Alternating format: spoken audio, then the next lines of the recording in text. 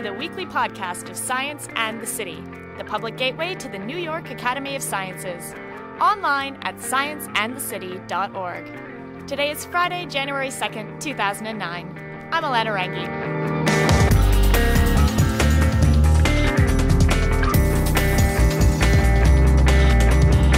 Well, a happy new year from Science in the City. We hope you all had a safe and happy holiday. Today, we're rebroadcasting one of the most popular podcasts we've ever produced, originally aired in November 2006. Astronomer and scientist Carl Sagan was a pioneer in the field of astrobiology, the study of the origin, evolution, and future of life in the universe. He was also an advocate for a scientific worldview, one with no space for religion or creationism.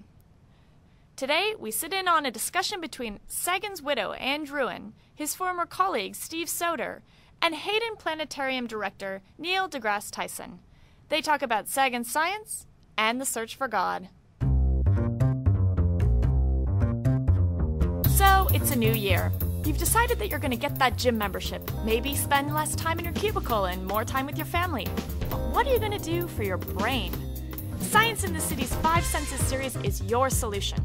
A fresh, new science and arts program right here at the Academy. Top scientists and cool artists join forces to get behind our senses.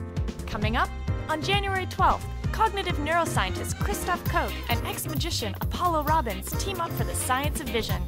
To get your tickets, log on to scienceandthecity.com/5senses. And I was wondering if you could share with us, some people here might not be familiar with Carl Sagan's life. It has been 10 years. There might be some younger people in the audience for whom Carl Sagan is a distant memory, or perhaps they haven't even heard of him. If you could just give us a couple of minute overview on who Carl Sagan was to America, to the world, to the universe. Okay, well, Carl Sagan was born in Brooklyn to a working class family. And from his earliest years, he was fascinated with the question of whether or not there was life elsewhere. And so, as Steve has observed, he was the first person of whom we know who decided to pursue a career in astrobiology before there was such a field. And to do that, he became an astrophysicist, studied biology, studied with the foremost experts on the question of the origin of life here, as well as experts on the planets. And he became a scientist, educated at the University of Chicago, and not only became a scientist, but from his earliest years, he had a passion to communicate to the broadest possible public audience the great power and the joy of scientific discovery. And at that time, there was a terrible professional penalty to be paid for doing that kind of public education. The community of science was very exclusive, kept out the women, kept out everyone who really wasn't a white guy, and they took a very dim view of anybody who would want to speak in the language of the public to communicate about what they were doing and why it was interesting. That was one problem. The other problem was that they also took a dim view of scientists who were pursuing their bliss, who became a scientist in order to answer these deep questions. And so even the question of whether or not there was life elsewhere, and if there was, what it would be like, was considered disreputable. And so when we think of Carl, I think the things that are most outstanding about him is that he was one of the pioneers in the science of astrobiology. He took his understanding of planetary atmospheres, was the first person to know the actual temperature of the planet Venus. He took his understanding, his scientific understanding of these other worlds, and applied it to our own world. Very high temperature for Venus. It was hot, yes. Much hotter than anyone So it's not thought. just finding a temperature, it Right. was like finding Right. a runaway greenhouse effect. Hot, very yes. hot. Okay. Yeah, so that was a very impressive thing. But then he also had this passion to communicate. So unlike his colleagues, he went on The Tonight Show with Johnny Carson dozens of times, some 36 or 40 times, to talk about the missions to the planets. His life coincided very beautifully with the first 40 years of the space age. He was a participant in every one of NASA's missions until his death. And the great thing about him was that he was not ashamed to, or not too proud or too much of a snob, to want to write for, let's say, Parade magazine. Reached 70 million people every Sunday. And what he was trying to communicate was not only the latest findings, scientific findings, but also, as one of the authors of the Nuclear Winter paper, one of the first people to understand that there could be long-term climatic consequences in a full exchange of a nuclear war. He also had a tremendous social conscience. And his act of communication, of communicating about science, was a kind of passionate act of citizenship. He wanted to reach as many people as he could. He felt that the public was paying for all these great scientific missions, and he was the first person to convince NASA to put cameras on the spacecraft. So that NASA was saying, well, what do we need cameras for? We've got mass spectrometers. We've got all kinds of scientific instruments. What do we need cameras for? But Carl understood the great power of the imagery, of sending spacecraft to Mars and to the outer solar system, and bringing back these images of new worlds. He understood that we were living in a golden age of space exploration, and he wanted everyone to be a part of it. So he was an extraordinary person. He took a lot of abuse and flack for being such a powerful communicator, but in his Cosmos television series and the dozen books he wrote and the Pulitzer Prize-winning Dragons of Eden, he was daringly interdisciplinary, and as it was said of another great scientist, Edmund Halley, he was always ready to communicate. Would you say that he was in the spirit of Galileo, where no one had ever written science in a language other than Latin before Galileo wrote in Italian? And Galileo writes about his scientific discoveries in Italian, which means ordinary common folk, literate common folk could read it, not just the intelligentsia who were fluent in Latin. And so in a way, he was kind of breaking the traditions. Is this sort of the modern version of that, would you say? Well, I would have to be honest and say that Lauren Isley and some of the other scientists who came slightly just before Carl were also trying to do the same thing. But I think no one ever did it as effectively as Carl. He was a global figure. There wasn't a country on Earth, because Cosmos has now been seen by over 1 billion people. There wasn't a place on Earth where he walked where people didn't come up to him and say, thank you for making me feel a part of the cosmos and for making me feel that I could understand the latest revelations of the modern scientific revolution. Steve, you're a colleague of his. Mm-hmm. What was going on among his colleagues at the time that he was becoming popular? Well, you mean in science or in... Well, both. All of the above. Well, in science, of course, it was, as Anne said, the golden age, the opening of a new age of exploration, of wonderful discoveries coming one on top of another, and he was in the forefront. The discoveries brought by NASA. By NASA spacecraft, yes. Principally, yeah. Mm-hmm. And because he was taking these discoveries and the wonder of it to the public, because he was thrilled by it and wanted to share the excitement of it, he said, actually, when you're in love, you want to tell the world. And what he was talking about was his love, his passion for this science, for this new understanding. Because he was doing that, a number of his colleagues were actually aghast. They thought this was improper, undignified, that not people that knew him personally particularly worked with him, but other people in the field thought that it was rather undignified for a scientist to be going to the public in this fashion. Would they have preferred he just leave the public out of it? Even though, as Anne said, this is research funded by tax-based sources. Well, I think they wouldn't object to articles in Scientific American, that sort of thing. But when he went on the Johnny Carson show, there was a lot of alarm. And in fact, I myself remember that I was somewhat alarmed. I didn't know how this would turn out. I thought this might be taking it a little too far. And so you were against him going on the Johnny Carson show? I think initially, when I heard about it, I was, although I didn't tell him that. But I had some concern that this might hurt him. But when I saw how beautifully he carried it off, and then subsequent interactions with Johnny Carson, how well it was working, how effectively he was communicating, how much the rapport between Carson and Sagan and the audience, I realized he had done the right thing. And so, did others agree with you? I think most did, but there were certainly some who were quite bitter about it, always, and sniped at Carl and criticized him and tried to penalize him in the academic community, who blocked his being named to the National Academy of Sciences, for example. although he richly deserved it for his major scientific contributions. And so how did you end up collaborating, ultimately? Well, my principal collaboration with him really was on the Cosmos television series. But I was at Cornell University when he arrived there in 1968, and I was delighted. He came from Harvard, if I remember correctly. Yes. Is that right? Yes. And they were not too happy with him at Harvard because of this kind of popularization. He was already popularizing at Harvard. Yes. Yes. Okay. Yes. I remember I saw him first on television in the early 1960s when I was a young undergraduate in astronomy. And I realized here was somebody who was talking about something that also passionately interested me, and talking about it sensibly and in a serious scientific way about life in the universe.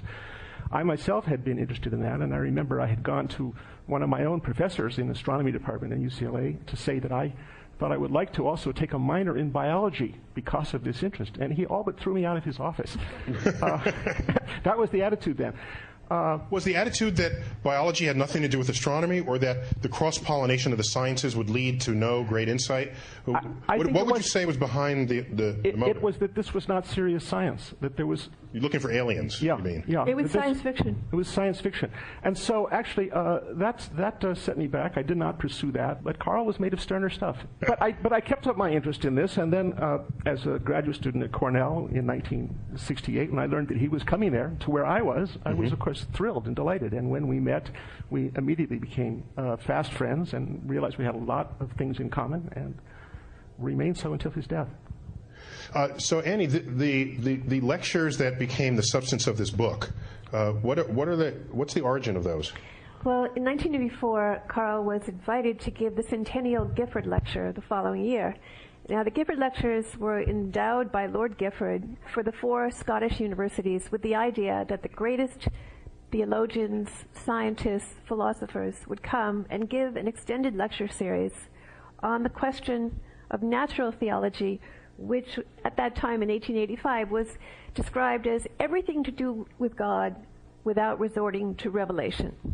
So it was basically a mandate to discuss the natural evidence for the existence of God or non-existence. And Carl was thrilled. Previous Gifford lecturers were Werner Heisenberg, Niels Bohr, Hannah Arendt, Freeman Dyson. It was a great honor. And of course this was a chance for him to talk for 9 lectures and think about the existence of God, which was absolutely one of his favorite subjects. It's something we talked about endlessly together.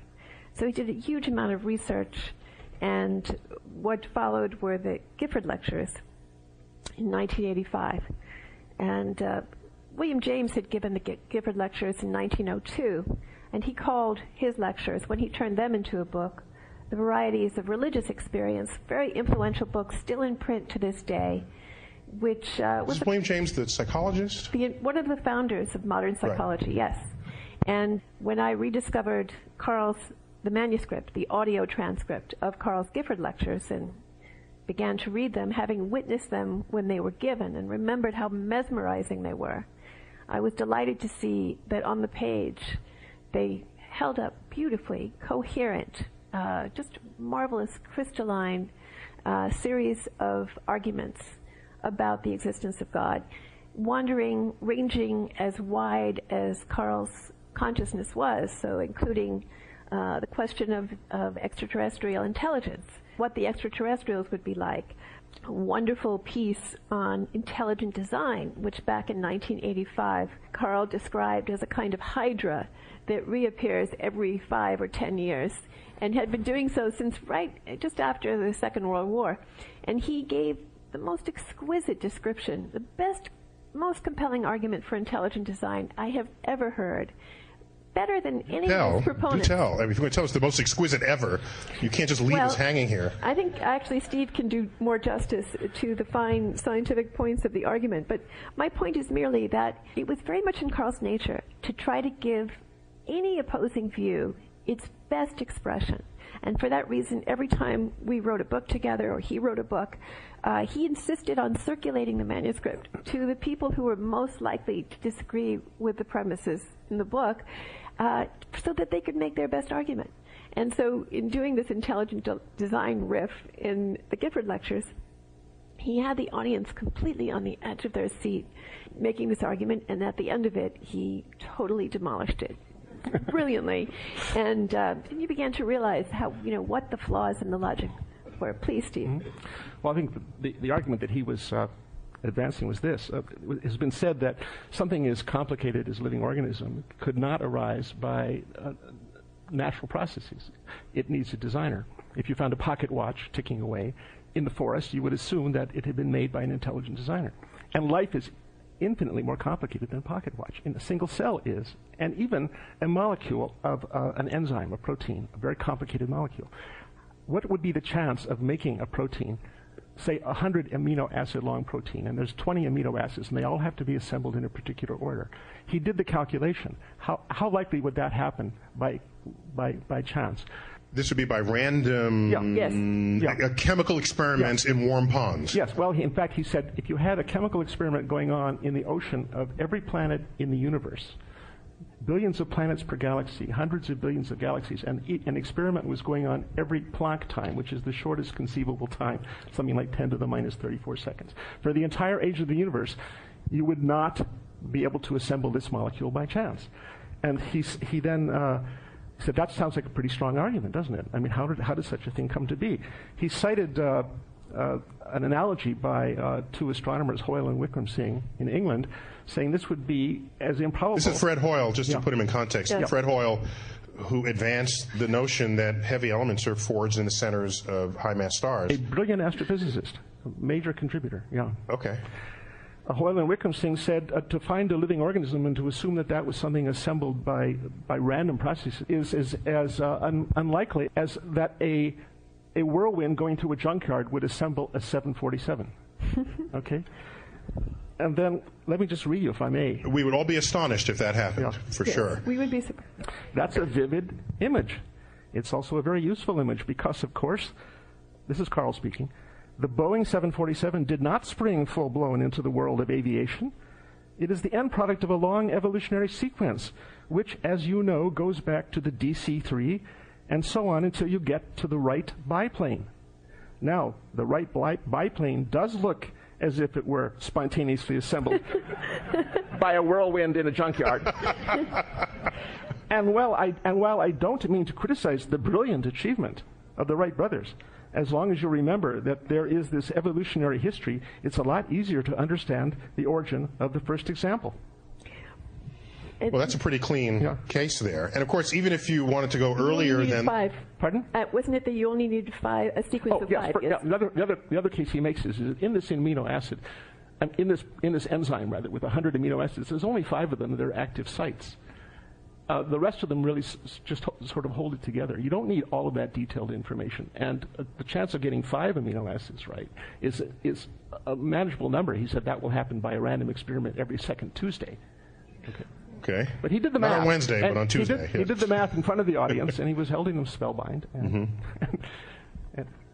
So, but even if the Wright Flyer, if you wanted to give that more credit than what is implied here, you can go back before then. It goes back to Leonardo da Vinci, and before that by people watching birds. And of course, birds developed flight by this process of evolution. And even some didn't. Yes. Like penguins. Then some lost it. And so what are the wings of a penguin? How intelligent is that? Okay. Good point. I guess they're not for flying, not at all. So, Annie, let me ask you, it's commonly remembered that Carl was an atheist. That's been said of him, but you knew him closest, perhaps. Is that an accurate description of him, or not? How would you characterize his spirituality or his religiosity? Well, in fact, he was not an atheist, and he once said that in some respects, an atheist was a very silly person, because the implication being that the universe is so vast, that we have so little knowledge. Our knowledge of the universe, we've only been systematically, scientifically investigating the universe for a mere 4 centuries. And so our knowledge of the universe is very superficial and very new. We're very ignorant. And so the questions of how the universe came to be, and if there was anyone involved in its creation, are still open questions. He was truly an agnostic, and That's because science was his religion, and he viewed science as informed worship, as a way to search for the sacred, for the spiritual truths of life, but to do it with this phenomenally successful error-correcting methodology, which is always winnowing out those things that we want to believe, but that may not be true. We are great liars as a species. We lie to each other, we lie to ourselves, and so we need this the scientific method to constantly test, and to test reality, to test our perceptions of reality, because we're so often wrong. And of course, science is a permanent revolution. It never ends, because science reserves the highest rewards for the scientist who will prove the most cherished beliefs of the scientific community wrong. Of course, there's resistance, because scientists are human beings and not always faithful to this credo. But to the extent that science is faithful to it, it's so powerful that you can go from, let's say, Galileo's first look through a telescope in 1609 to being beyond the edge of the solar system before 2009. Gets you to the stars, and only because it's a mechanism that is so relentlessly testing its own beliefs. Imagine what politics would be like if the community of politicians were only interested in what was true, and recognized that their best efforts to find the truth were doomed to failure, because there are no absolute truths that we can find. We can only find these little tiny successive approximations of reality. So Carl was truly a skeptic in the great tradition of science. He believed that in the absence of evidence, we have to withhold judgment. So that is not to say that he wasn't spiritual. That is not to say that he didn't have a sense of the sacred. He lived completely inside and out in a very spiritual way. But it was very important to him to reserve judgment and not to assume that he knew something that wasn't true. And so even in facing the deaths of his parents, who he loved very deeply, in facing his own mortality, he, in a very devout way, never, ever gave up that commitment to what he believed reality was. You freely use the word sacred in describing his search for what moves him in the universe. That's not how a religious person would use the word sacred, I don't think. Could you clarify that? Well, I don't think that the sacred necessarily has to do with the supernatural. In fact, I think the fact that we call the supernatural rather than the subnatural reveals our contempt for nature, reveals our lack of a sense of how sacred life is. I mean, what is science telling us? It's telling us that we live as part of a 13.5 billion year continuity. That, as Carl said so magnificently, that we are star stuff, that every gene, bone, molecule of our physical reality, of ourselves, were formed in the hearts of distant stars. I mean, scientist is revealing the oneness of all things, of life. It tells us in countless different ways. So, for me, the natural is really the thing that we should hold highest, and that's something I learned from Carl. That nature is far more magnificent than anything we could imagine, and if we had a spiritual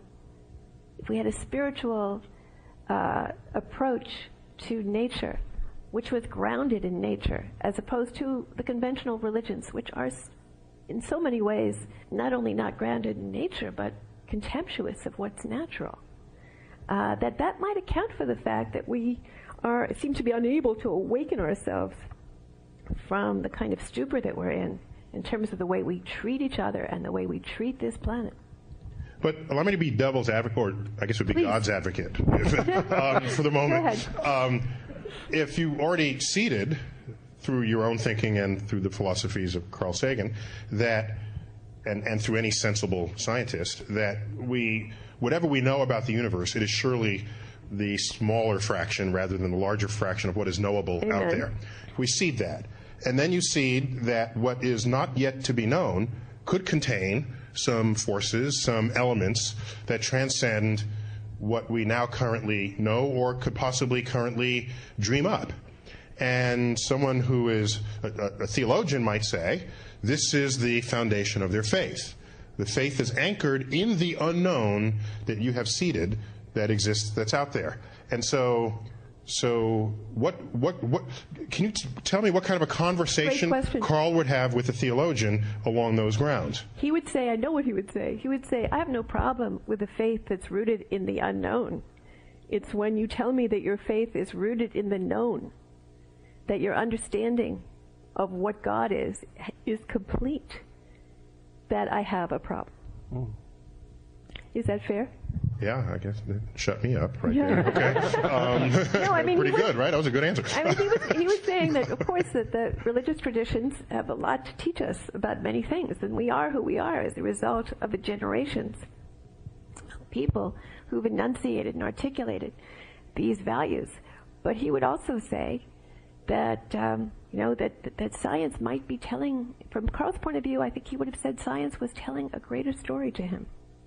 And he wouldn't, for a moment, deprive anyone else of the right of loving a different story. But for him, the story that science was revealing was what moved him to his soul, what gave him goosebumps. Steve, do you get goosebumps too? I mean, you're a scientist. Oh, absolutely. You get goosebumps. Absolutely. There's nothing more, I think, moving, thrilling than contemplating this stunningly beautiful picture of the universe that's revealed by science. I mean, I ask this because I'm just curious. There are plenty of scientists who come to work every day and they just sort of do their work, and they're surely in love with their work, but they're not running out telling everybody. They're not appearing on TV. They're not writing books. They don't feel this. So did Carl just have some feeling inside of him? Is it realistic to expect that feeling can and should be shared by everybody else? Well, or are we completely dependent on his poetry in order to feel this? I don't know if that's true. I mean, he was a tremendous writer, a great poet, and had the capacity to really, if you had been at those Gifford lectures and just seen the way that people just were absolutely pin drop silent, really in the thrall. I mean, there's a man who was talking for about 15 hours. And yet the number of people just grew and grew and grew as the weeks went by, and the lectures and word of the lectures spread around Glasgow. He did have this Glasgow, great poetry. Scotland. Yes. Scotland. He did have this great poetry, but it wasn't just the poetry. It was the truth of what he was saying, because I think there are a lot of us who feel a longing for that soaring spiritual uplift that is so human. It may be primate, there may be non-human primates who experience it also. But as a human, I know what that feeling is, and I know that in discovering the way that this discipline of science, which unfortunately because of the tension between religion and science, it's as if science ceded all of the inspirational moments to the religious side, saying, okay, you guys won't burn us at the stake anymore, and we'll let you have all the great music and the great art and those great, and that great feeling. So kind of a pact. And maybe that's why this community of science was so rejected the scientists who wanted to go forth into the public. I mean, the Roman Catholic Church realized in the 60s that holding the Mass in Latin was not the best idea in terms of engaging the faithful. Well, science was way behind in that. The community of science was way behind in that sense that, no, this is a kind of a priesthood. We'll speak in a language that no one else can understand. Although we did give up Latin longer ago than that. But they gave up the Latin, but instead they adopted a language that was as every bit as inscrutable for the layperson. And Carl was very much against that. He never spoke to impress people with how much he knew. It was always to communicate. Steve, there are many who speak of the laws of the universe as some expression of something all-powerful, or the order of the universe as the handiwork of, if not intelligence, just something out there beyond us. How did Carl think about the order of the universe, the laws of physics, how did they sit within him? Was there a God of the laws of physics, as Einstein so often referenced? Well, actually, it goes back to Spinoza, who was a Dutch philosopher in the 17th century, who wrote that, in some sense, the universe itself and the laws of its being is God, can be identified with God. And Einstein... Literally or figuratively? Both. Both, okay. Both. He felt that nature, that he worshipped nature. Yeah. Spinoza. Yes. Spinoza. Uh-huh. And Einstein identified publicly with Spinoza's God, referred to it.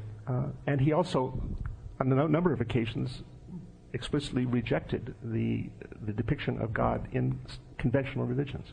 He had no problem with Spinoza's God. And Carl said, if you ask me, do I believe in God? Well, first tell me, how do you define God? It is a wide range from Spinoza's God, the God of the universe, of the laws of the universe, of the cosmos itself, which may be intelligent. It looks intelligent. From that, at one end, all the way to an anthropomorphic, oversized, usually white man with a long beard who sits on a throne and tallies the fall of every sparrow.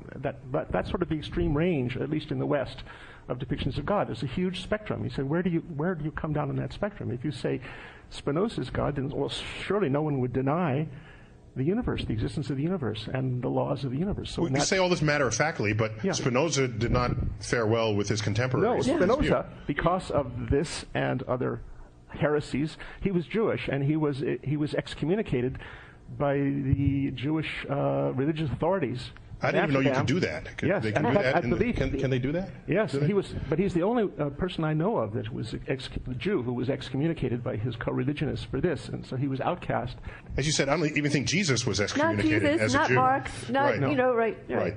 No. So this was considered quite an affront. Absolutely, and so Carl said, well, no one denies that the universe exists and its laws exist. If that's what you call God, then of course, no.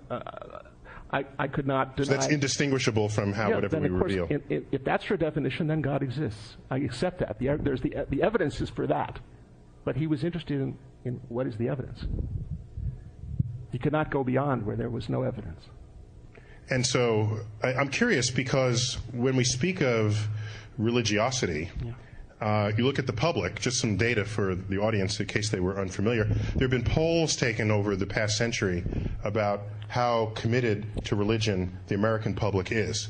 And the numbers are typically stay in the 90%, low 90s. They fluctuate, but they're up in the 90s. And it's in response to a question about not whether you go to synagogue or church every weekend, but whether you believe in a personal God who, for example, would answer your prayers. And that puts the question of, are you religious, at a pretty significant level if you say yes to that. And so when they do that, for Americans, it's up around 90%. No, I beg to differ, Neil. What? Forgive me. But in fact, there was a very recent poll in the last month which showed that, like so much of what we're led to believe, that's absolutely not right. That there's something like 34% said they do not believe in God. 37% in addition said we have serious doubts about the existence of God.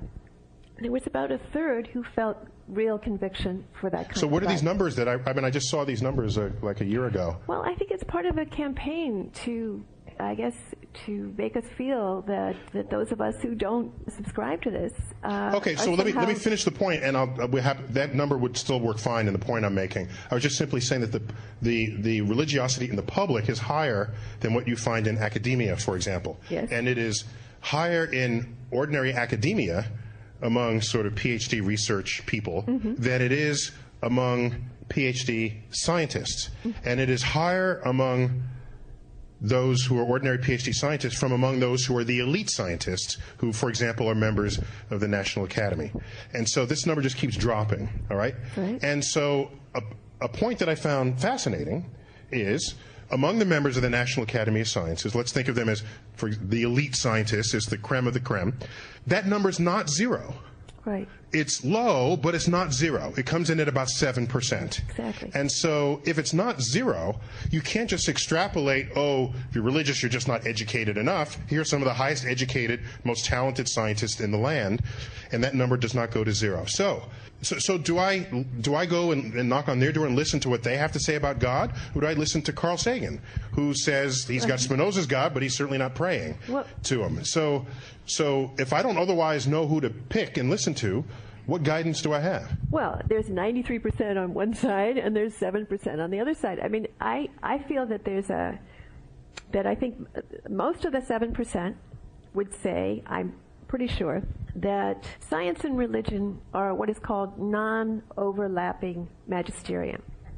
That there's a... There's a title of Steve Gould's book. Well, the subtitle. Rock of Ages. Rock of Ages. Yes. And it was a theme, a major theme in his book. And may I say that I truly adored Stephen Jay Gould, and he and Carl were such great friends. And he's just one of my heroes.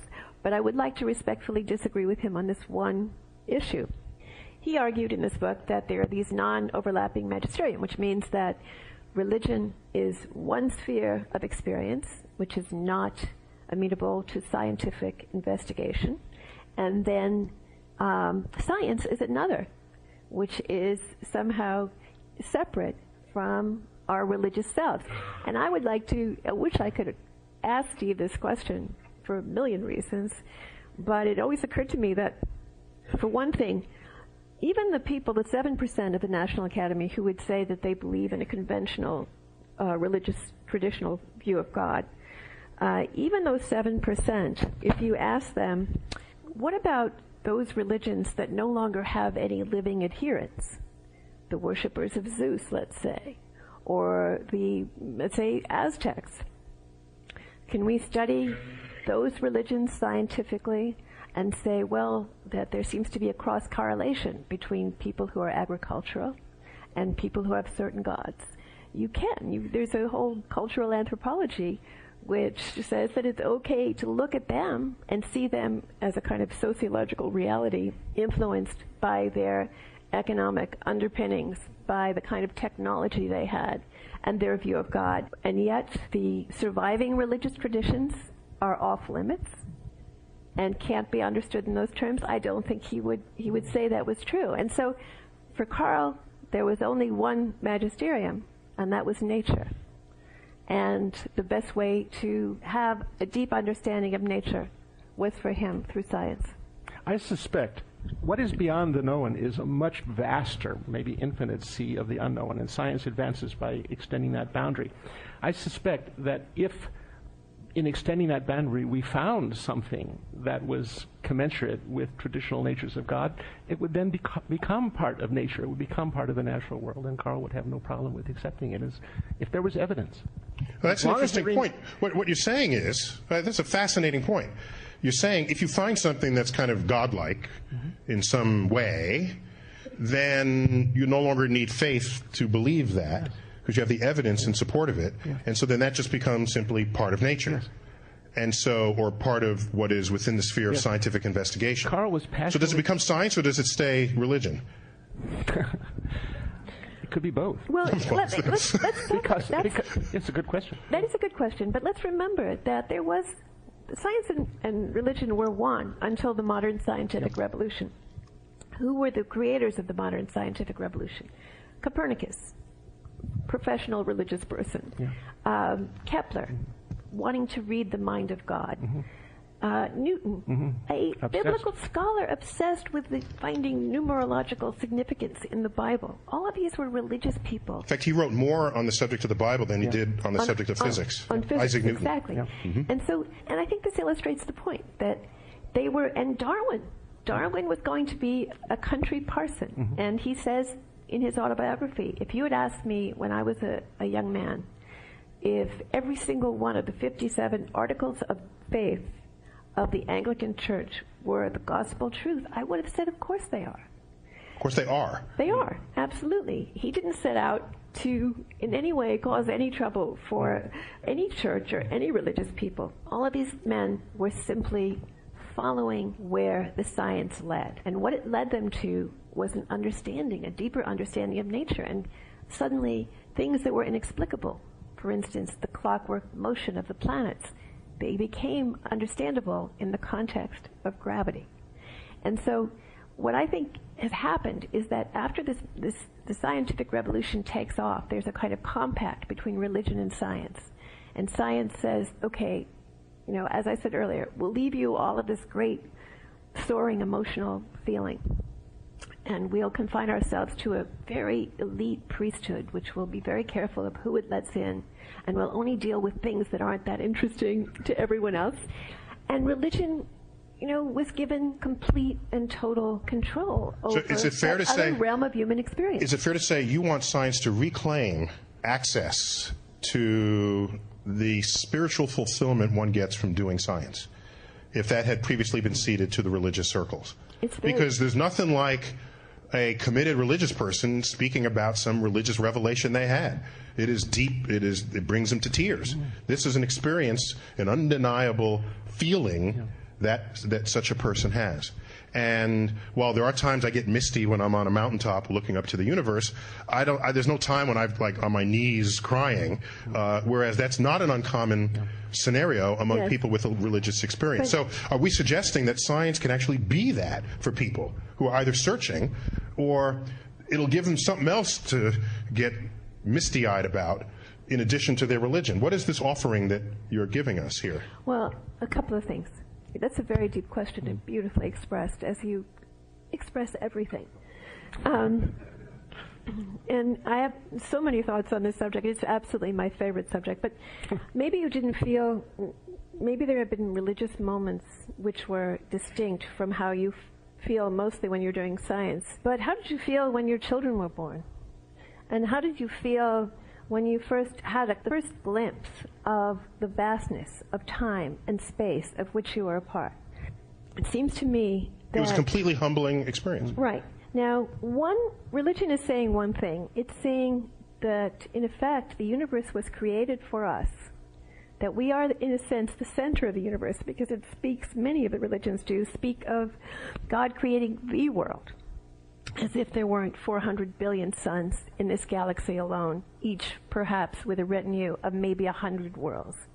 So we were the center of the universe, and what science has taken from us has been very profound. But it's, to me, giving up that sense of your centrality in exchange for understanding that you're part of the greater fabric of nature is the defining experience of adulthood. That's what we need to do if we're going to grow up. When we're babies, when we're toddlers, we think of ourselves as the center of the universe. Science...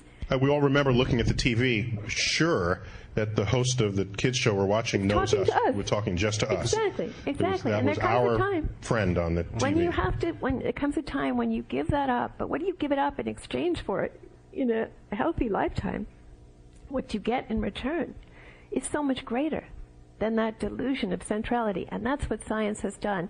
It may not be trying to wrest back the spiritual reins of our consciousness, but what it has done, and nothing else could do it, it's the only thing I know of that has weaned us of our pre-adolescent need to be central.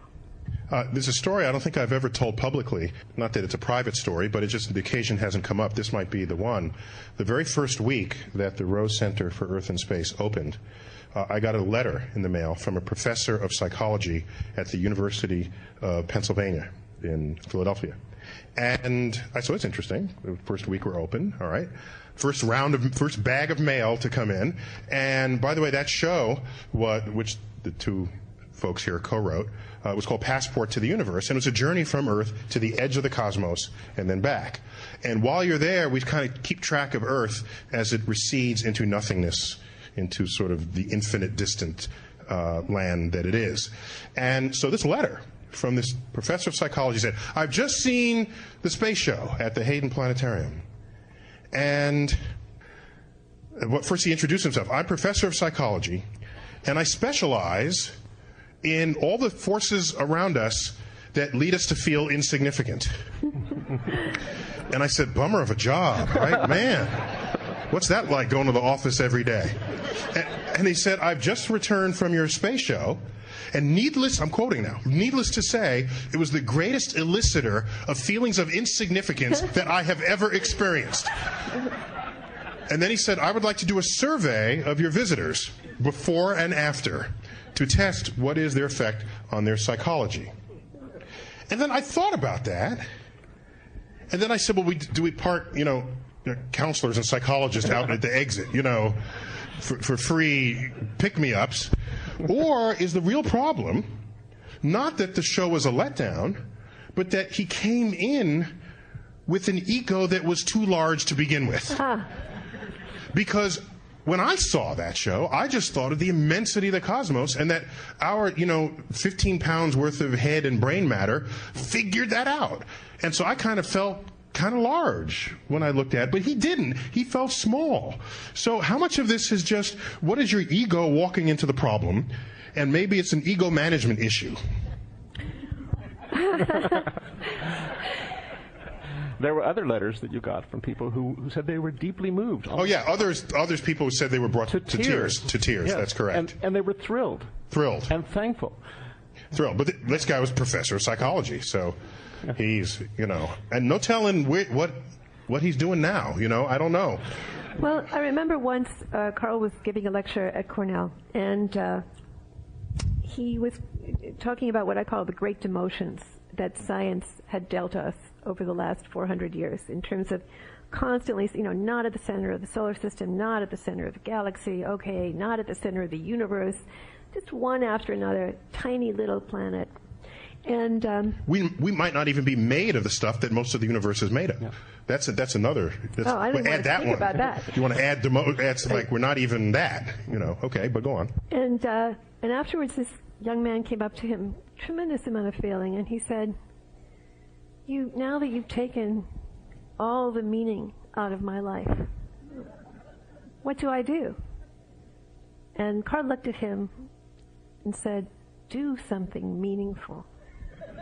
And that's it. It's like, I'm sorry, but it's like, it reminds me in the old days when people used to talk about, what's your sign?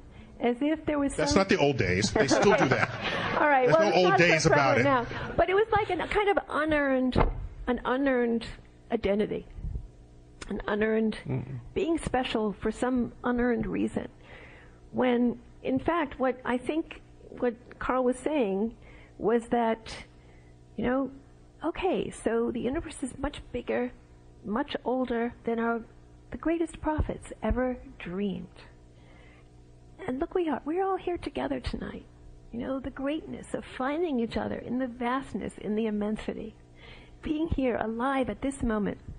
The universe has been here for 13.5 billion years, we think, at this moment. This planet has been here for 4.5 billion years.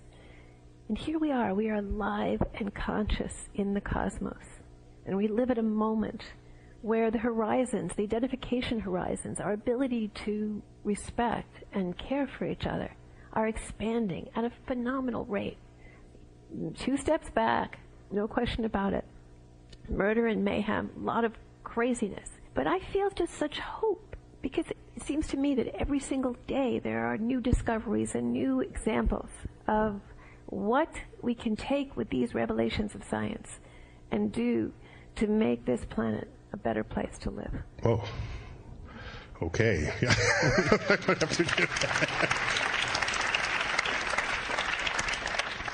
Steve, I know you had dug up a couple of quotes that you wanted to share with the audience. You had one about, which one was it? There was one that... The Cosmos one about the... You mean the end of Cosmos? Yeah, the Cosmos. Could you read that for people? This is the final words of Cosmos, of the television series and the book. So this would have been in the 13th episode. Yeah. And at the end of the book itself. Yes. The 13th episode was called Who Speaks for Earth? Who Speaks for Earth, okay. We are the local embodiment of a cosmos grown to self-awareness.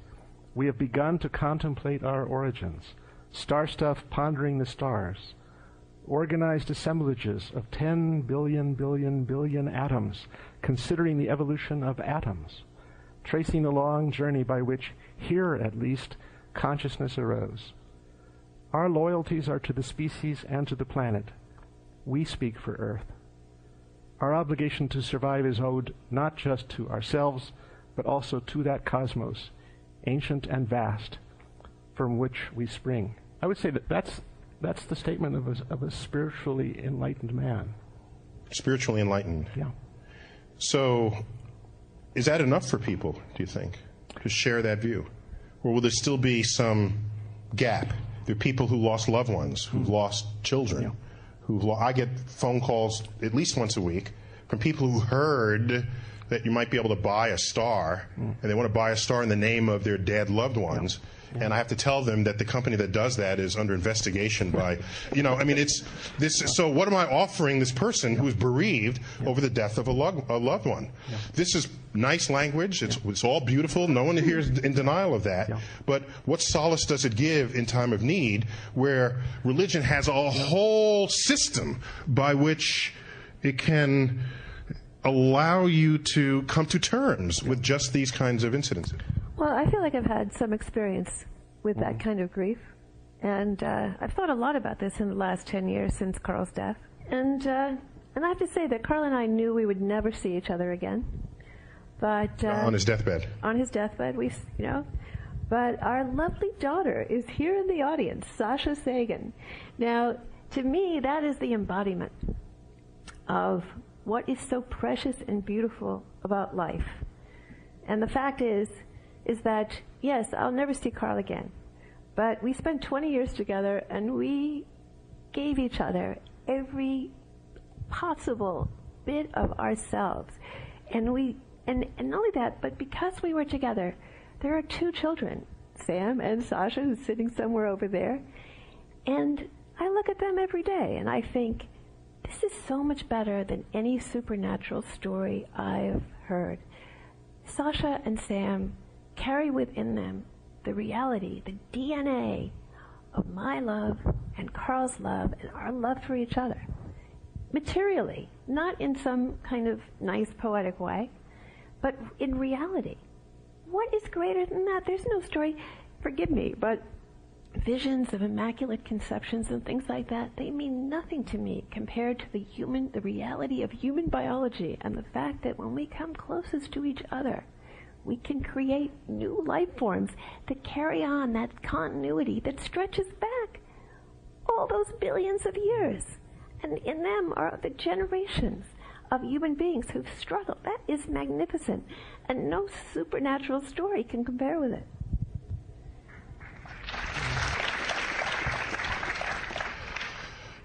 Sasha, does she speak like this all the time? Where's the daughter? She's in the audience there. That's a lot to live up to, all right? You get your 4.5 billion years of genes.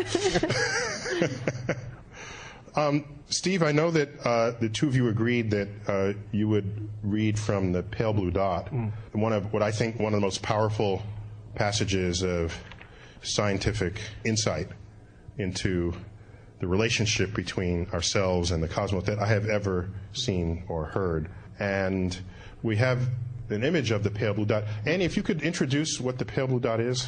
Okay, well, I think as an idea. As I mentioned earlier, before Carl begged and pleaded for years, NASA did not want any cameras on the spacecraft. And after that was achieved, he asked that the Voyager spacecraft, which are the furthest things ever made by human beings, they are now out beyond the orbit of Pluto. Of Neptune, yes. Of Neptune. And I mean, we can say the orbit of Pluto without saying... It's well into the Kuiper Belt. They are now far out beyond. But in 1990, on Valentine's Day, after 10 years of Carl's nudging, NASA finally agreed to turn the camera of Voyager 2 out by the orbit of Neptune back towards Earth, to look at our planet in the context of the wider universe, not the frame-filling Apollo image, which has been so important to our civilization, but now the Earth in the context of the solar system and the wider cosmos. And so there's a book written with that as the title. Called Pale Blue Dot. Called Pale Blue Dot. A masterpiece about the human future in space, as prophetic now as it was 15 years ago when it was written. And in it, Carl muses on this picture that he was responsible for taking. Look again at that dot. That's here. That's home. On it, everyone you love, everyone you know, everyone you ever heard of, every human being who ever was, lived out their lives. The aggregate of our joys and suffering, thousands of confident religions, ideologies, and economic doctrines, every hunter and forager, every hero and coward, every creator and destroyer of civilization, every king and peasant, every young couple in love, every mother and father, hopeful child, inventor and explorer, every teacher of morals, every corrupt politician, every superstar, every supreme leader, every saint and sinner in the history of our species lived there on a mote of dust suspended in a sunbeam. The Earth is a very small stage in a vast cosmic arena. Think of the rivers of blood spilled by all those generals and emperors so that in glory and triumph they could become the momentary masters of a fraction of a dot. Think of the endless cruelties visited by the inhabitants of one corner of this pixel on the scarcely distinguishable inhabitants of some other corner, how frequent their misunderstandings, how eager they are to kill one another, how fervent their hatreds. Our posturings, our imagined self-importance, the delusion that we have some privileged position in the universe, are challenged by this point of pale light. It has been said that astronomy is a humbling and character-building experience. There is perhaps no better demonstration of the folly of human conceits than this distant image of our tiny world. To me, it underscores our responsibility to deal more kindly with one another and to preserve and cherish the pale blue dot, the only home we've ever known. And I want to end on that note. You can't really follow conversation with that after that quote, but I consider that one of the most powerful statements of the cosmic perspective ever penned. And so join me in giving one final thank you to Steve and Ann, and we'll go to questions now. If we can bring the house lights up, and we'll go to Q&A, and I'll wait for me to come around with the microphone. Thanks. Yes, thank you both for your ideas. In this discussion of religion and science, it seems that religion's chief function, one could arguably say, is to deal with the subject that science empirically cannot, and which you have not mentioned in your presentation, but have alluded to. And that word is evil. What does science say about evil, or what is the role of science in addressing evil, which is a pernicious human problem, the problem in the species that converts everything science makes against the species? Well, that's a very good point. And I would say, I wouldn't go as far as you have gone to say that it converts everything that science makes against the species, but way too much. But for me, that is, when you say evil, religion's view of evil is as a supernatural phenomena. Science doesn't see it as a supernatural phenomena, but as a fact that it's part of our evolutionary baggage, that we can understand it much better when we look at the history of our evolution and how we got to be this way, and demystify it.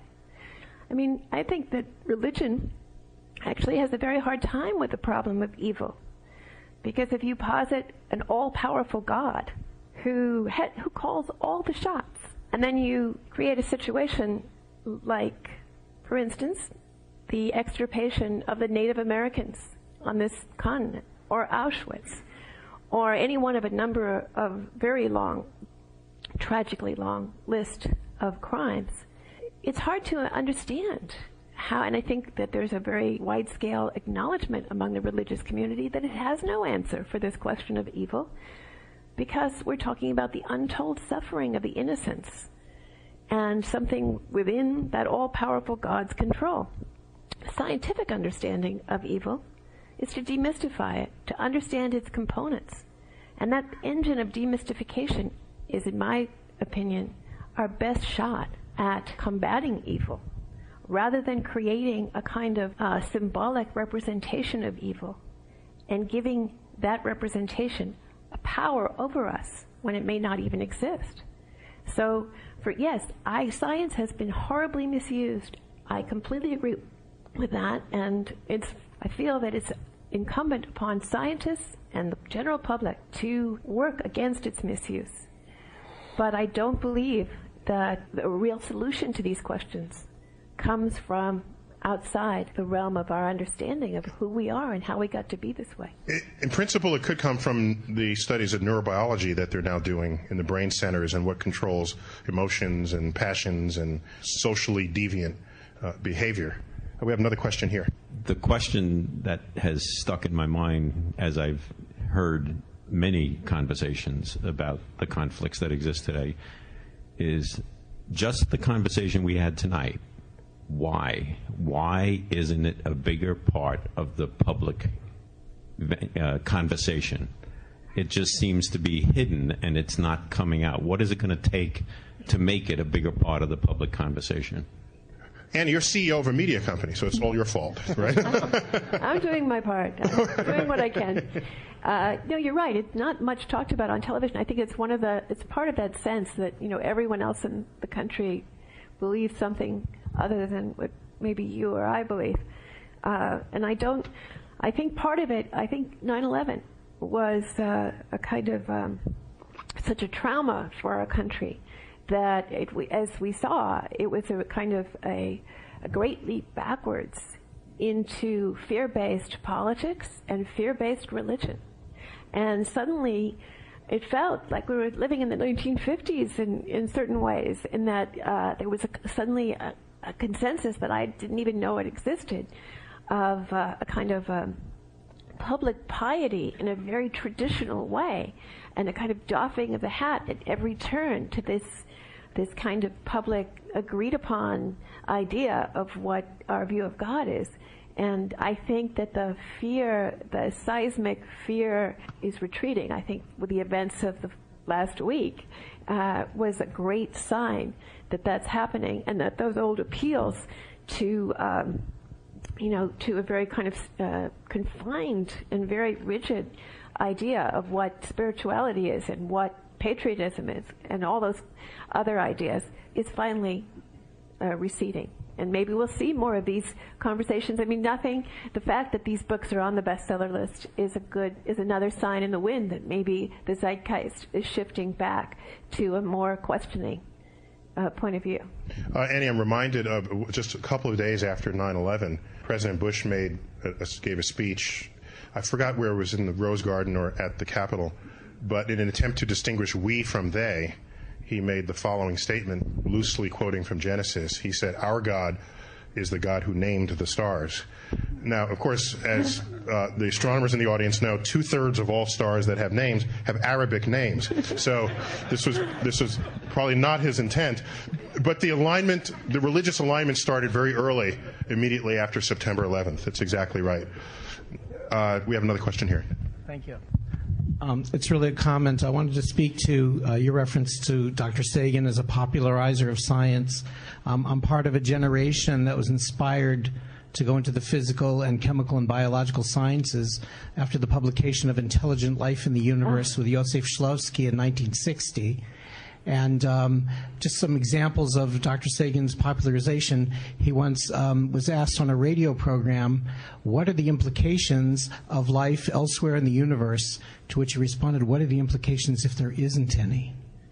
Also, he once said that the function of cells is so amazing, we eat mashed potatoes but don't become mashed potatoes.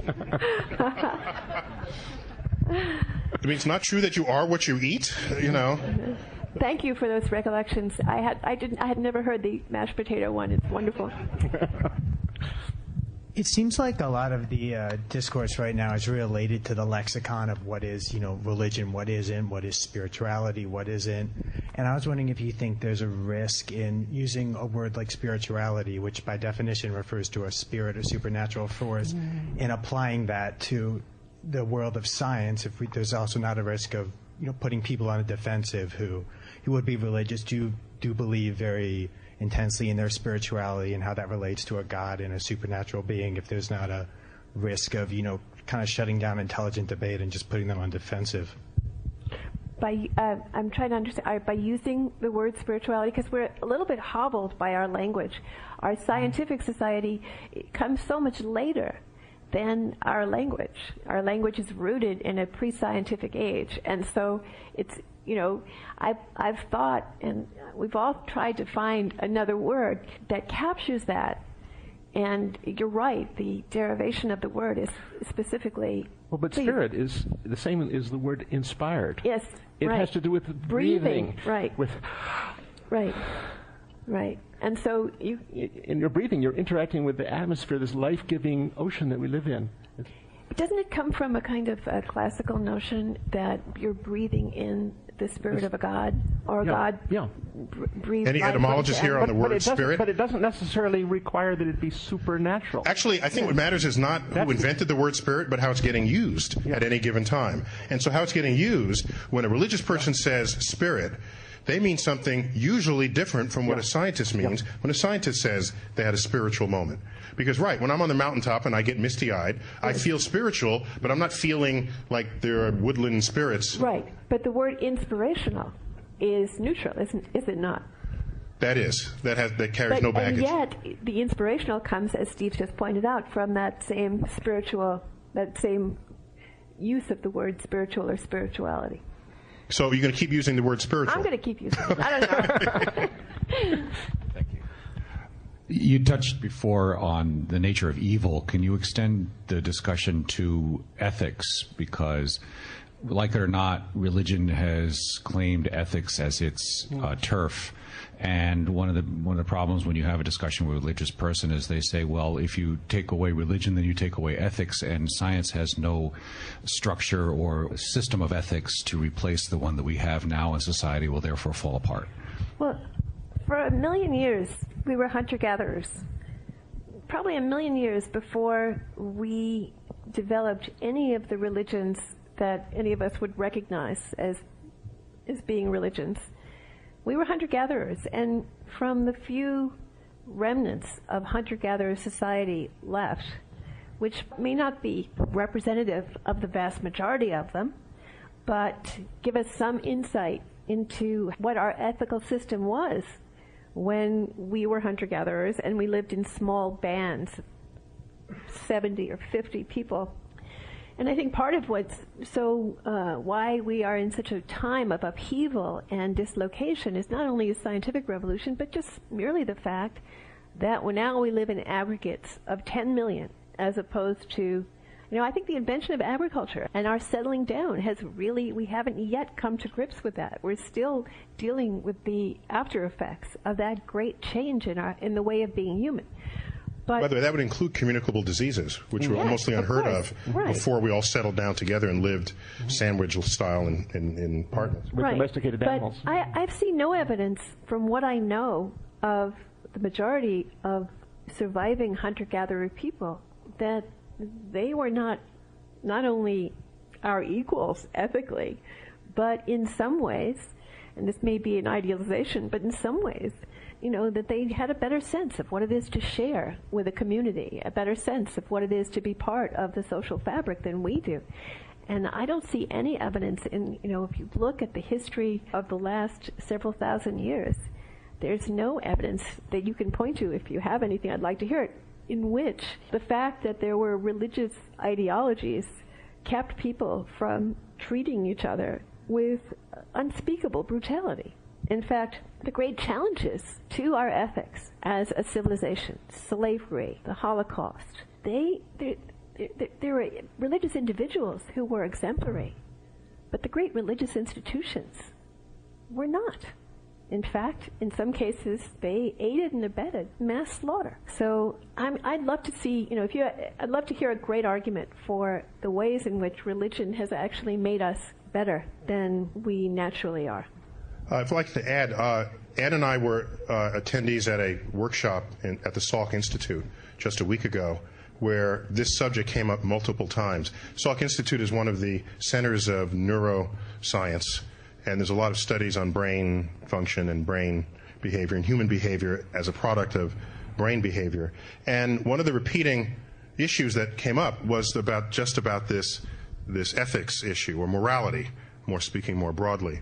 And some interesting sort of rebuttals to that point were raised. For example, if you look around the world at nations that are sort of the least religious, you can rank them, and up there are like the Scandinavian nations. Denmark has the highest percent of any nation in the world of people who are just outright atheists. And if you look at these countries, there's not a higher trend for those countries to be less moral than countries where there's a higher percent of people claiming religiosity. That would be the first indication that you need a religion around to surround you in order to ensure that you behave morally. And it's not borne out in the statistics of nations. But not only that, there are passages in the Old Testament, for example, in Leviticus, where there are sort of recipes for how you should treat people who misbehave. Among them is that you should stone adulterers. One of them, I think, is you create great harm to a child who disrespects an adult. And we don't do those things because deep inside us we know that that's wrong to do that. Yet it's written that way in Scripture. And so we're applying some other understanding of morality beyond what the instructions are in a religious text in modern times. And so what that tells us is that whatever is the source, which that can be argued and debated, we are continually evolving our sense of ethics based on the emergent society in which we live, which tells us that slavery is wrong, which everybody justified biblically at the time it was being conducted. And we're doing that by some other, and who knows what that is? That's an interesting question. Where do we get our morals that are in place when they're not actually derived from Scripture? And so it's a major frontier in philosophy. But I just want to share that with you, and that was a common recurring theme. A question right here. Man has been seeking God since they've been walking upright. I was wondering, why is it that we continue to keep on seeking God, and we continue to keep on explaining Him, and we continue to try to explain faith in some godly kind of way? And I was wondering, can we all think of faith as an individual issue, or rather than just seeking this explanation through something higher than us? I think that's an excellent point. Yeah. Well, we're primates, and we come from... Our ancestors were used to looking for the alpha male to tell them what to do, to comfort them, to protect them from predators, to protect them from dangers. And this is a kind of a vestige of that. I mean, the fact that we think of God as Him is curious, especially since... And you know it's a she, of course. That's right. Well, either way, it's just the idea that God has a gender is a very funny notion. The creator of the universe is either male or female. It doesn't make any sense. I mean, we're, one species of a huge number of species. Our tenure on this planet is 5 minutes compared to the planet itself and the other life forms, many of them. So it's just funny that, obviously it's a projection of us, just like our visions of the extraterrestrials have a certain reptilian character to them. But one of her points is that it persists. It's persisted for thousands of years, in spite of the scientific revolution, in spite of the industrial revolution, in spite of the information revolution that we're now experiencing. So there's something that it seems like it's not going to go away. And so do we, rather than fight that fact, should we find some way to embrace it or understand it on another kind of level rather than simply present what would be a substitute for that emotion? I think I go with the latter. Yeah, I think understanding is the key to everything. It's always better to understand. But I don't pretend to know. My opinion is that I agree with the latter, but I certainly don't pretend to know the answer to this very big question. I personally feel that religion has two main goals, and correct me if I'm wrong, but to explain the unknown and to provide a system of ethics for society. So I was wondering, over time, do you feel that religion has gone so far off path that it's lost that main idea that it has in the first place? I think that's a great statement, a very good description. I would say human social organization is another task of religion, organized religion anyway. But yeah, I think its ability to explain the unknown pales in comparison to science. And so maybe that's what's happening, is that having lost its ability to explain the unknown, having made up stories about that explain the unknown that are in many ways no longer tenable, religion evolves into something else, and maybe part of what that is science. And I would let me modify his question and then get your reaction again. If I sort of make an adjustment to that question and say that religion may have historically provided answers to the unknown, but today religion historically provided answers to the unknown. Today science works really good at that. Perhaps an enlightened religious scholar would say, no, religion supplies answers to the unknowable. Or that's another better way to say, a way of embracing the unknowable. But if you really want to embrace the unknowable, why don't you call it what it is and don't pretend you know it? Why don't you say, why do you say... All right, a good one. And if you do that, then you're fine. Then everybody's cool with that. Okay. Another question. We're going to take two more questions. Hi. I wonder, from my experience with intelligent design, it doesn't seem very different from 18th century deism. And I wonder if you could give me an explanation for why it does seem to recur so often and become popular, and whether or not there is some kind of final argument that can defeat it. I think it has to do with our need as a species to feel special. And intelligent design catches on because it's a way of resting back from science, cloaked in scientific language and cloaked in scientific authority. Wow, there was a reason why we came to be. And there is a God who made us. And since we like to think we're in control on this world, that we can rest that kind of, that feeling of being at the center of things that science has taken away from us. And since science has been so successful at doing that, to cloak our need to feel special and central and designed by a loving designer is finally satisfied in scientific terms. By the way, Anne, one of my favorite examples of why we are not in charge is the knowledge that there are more bacteria in your intestines than there are people on Earth. So we are just sort of housing for bacteria to live out their lives. That's the bacterial point of view. The bacteria. Thank you guys both for speaking tonight. This might be unanswerable, but it seems tangential to a lot of what we've been talking about. So here in this room, we're having a very reasonable, calm discussion, but kind of outside this room, there's a bit of a war of ideas going on. There's Bill O'Reilly's culture wars. There's all kinds of things, and it seems like science takes it offensively when intelligent design wants to be taught in schools, and rightfully so in my personal opinion. And there's a lot of back and forth, and people seem to take it really offensively and get very heated, and there's not a lot of intelligent discourse. And I'm wondering if either of you, or you, sir, as well, have any thoughts on how to resolve that better. Are there ways and methods? Are there new things that can be published, new conversations that should be had to kind of end this war of ideas and make it more of a discussion? Allow me to clarify one point, and we'll go straight to Steve.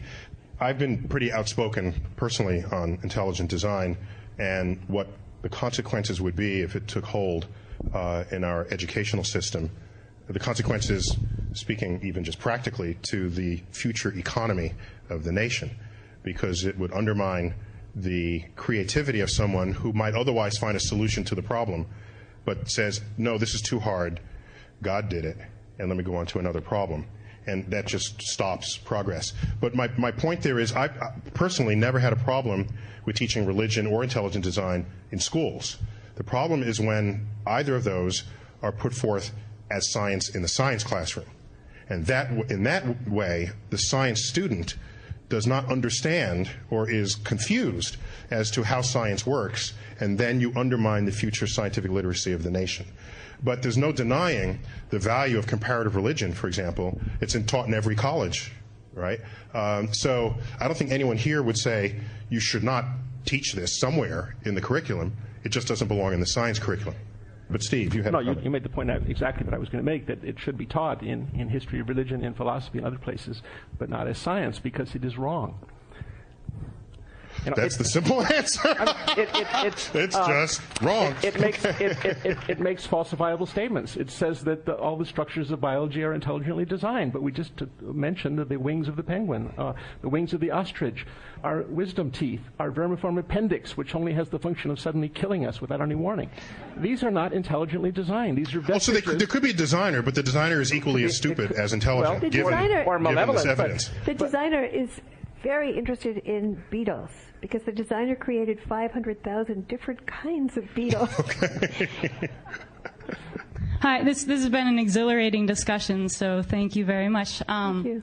It pulls up a lot of things, but in a speculation about the idea of constantly pursuing sort of an external, ineffable God to explain what we can't, do you think the fear of death overpowers our enthusiasm for life, that we need some solace in the after, and we have to believe in that? I think if we were honest with our children and didn't lie about death to our children, they wouldn't grow up needing to believe that we don't die. And we would solve a lot of these problems. We showed enough confidence in our children to tell them the truth about the preciousness and the finiteness of life. I think that we would see a society that was less attached to the notion of the afterlife. Thank you. I just want to know, where do you see America, the world, 5 years from now? I want to ask that of both of you. And what are you doing about that fact? Could I answer the first part? Okay, sure, go. In Carl's words, prophecy is a lost art. Prophecy is so you're not going to be an oracle for us today, no? Yeah, and also, besides, I'm always wrong. So I can tell you what I think, but I can assure you that it would not come to pass. Right. But so I have no idea where we'll be, but I have a lot of hope based on the recent events, that we are coming to our senses. And that's all I know.